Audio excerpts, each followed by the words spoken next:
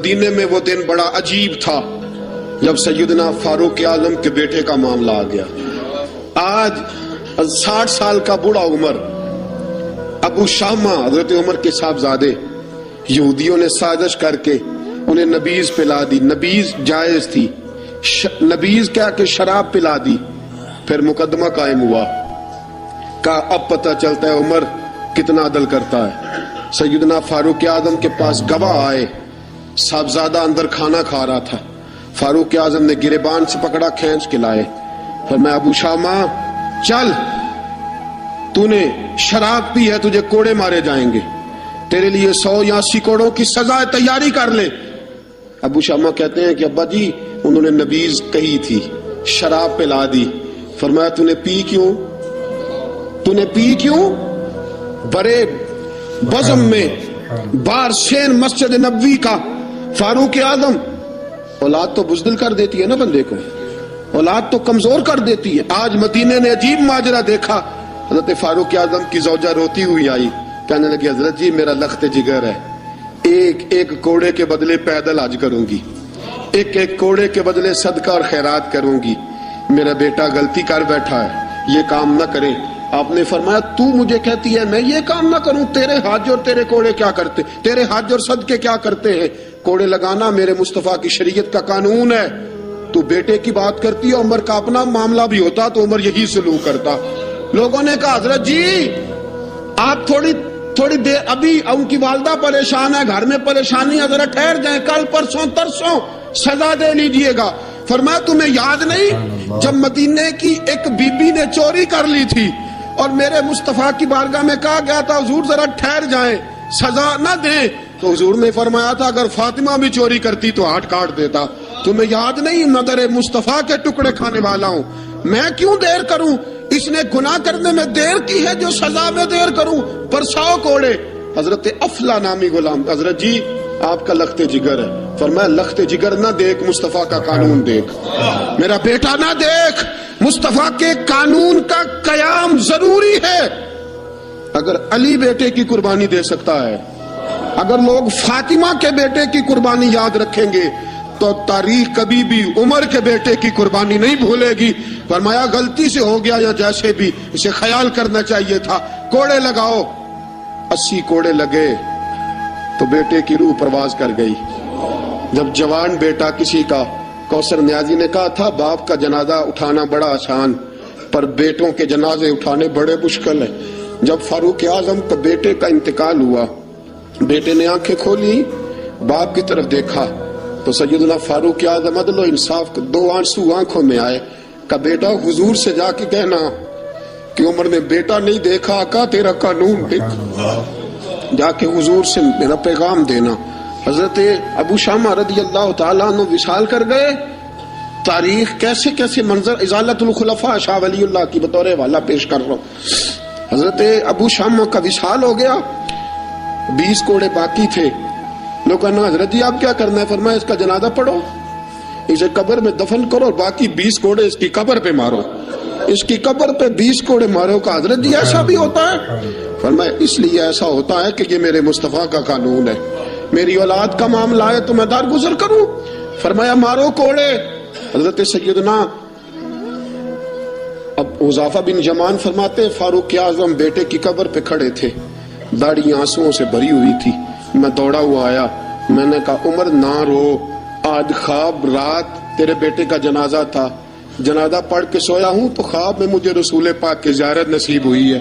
نبی پاک خواب میں تھے تو 2 سبز حلے تیرے بیٹے کو پہنا رکھے تھے اور رسول پاک کی بغل میں کھڑا تھا. حضور نے فرمایا عمر کو جا کے کہنا کہ تو نے بیٹا پاک کر کے بھیجا تھا, اللہ نے جنت کے سارے دروازے کھول دیے ہیں. اللہ نے, اور عمر کو میرا سلام کہنا اور اسے کہنا عمر تیرا حدود اللہ قائم کرنا خدا کو بھی پسند ہے, مصطفیٰ کو بھی پسند ہے. ساتھیوں اپنے بیٹے کی باری آئی, لخت جگر عمر نے اگر وفا کے رستے میں آیا نا بیٹا, اگر وفا کے رستے میں کھڑا ہوا نا بیٹا, عمر کو نظر آیا ایک طرف قانون مصطفیٰ ہے, ایک طرف عمر کا لخت. جوان بیٹا, جوان بیٹے تو بڑھاپے کا سہارا ہوتے ہیں, جوان بیٹوں کو دیکھ دیکھ کے باپ کی آنکھیں ٹھنڈی ہوتی ہیں. لیکن فاروق اعظم نے کہا بیٹا حضور سے جا کے کہنا کہ جب عمر کے لخت جگر کی باری آئی تھی تو عمر نے راہ وفا میں بیٹا بھی حائل نہیں ہونے دیا. عمر وفادار نکلا, عمر عدل والا نکلا, عمر نے عدل کے رستے میں بیٹا بھی قربان کیا, اور پھر اس کا فائدہ یہ ہوا کہ بیٹے کو نبی پاک کا سایہ بھی نصیب ہوا. ساتھیو, عمر انتقال کر گئے. 26 ذی الحج کو زخم لگا. یکم محرم کا دن, آج کا دن, حضرت فاروق اعظم کو یاد رکھنا, لوگوں کو بتانا, دن بار عمر کی باتیں کرنا, خراج تحسین پیش کرنا. حضرت فاروق اعظم کو زخم لگا. آپ نے فرمایا اپنے بیٹے سے بیٹا جا حضرت عائشہ کے پاس, گنبد خضرا میں 3 لوگوں کے دفن ہونے کی جگہ ہے. ایک میں ابو بکر دفن ہو چکے, ایک میں رسول پاک کا مزار قدسی بن چکا, ایک جگہ خالی ہے. جا کے عائشہ سے پوچھنا, مجھے پتا ہے وہ 18 سال کی عمر میں رسول پاک پردہ کر گئے تھے. 18 سال سجدہ کی عمر تھی. عائشہ نے جگہ اپنے لیے رکھی ہوئی ہے. جا کے باہر کھڑے ہو کے کہنا اماں جی, عمر کہتا ہے میرا دل کرتا ہے, میرا دل کرتا ہے کہ مجھے نبی پاک کی گنبد کے سائے میں جگہ ملے.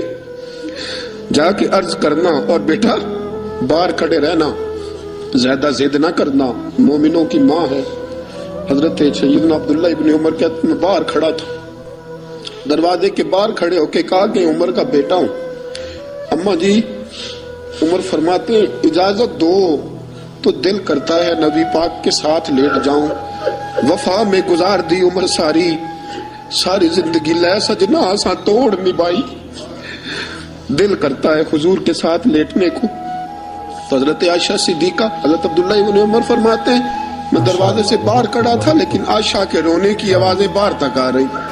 حضرت عائشہ صدیقہ ہچکیاں لے کے روئی.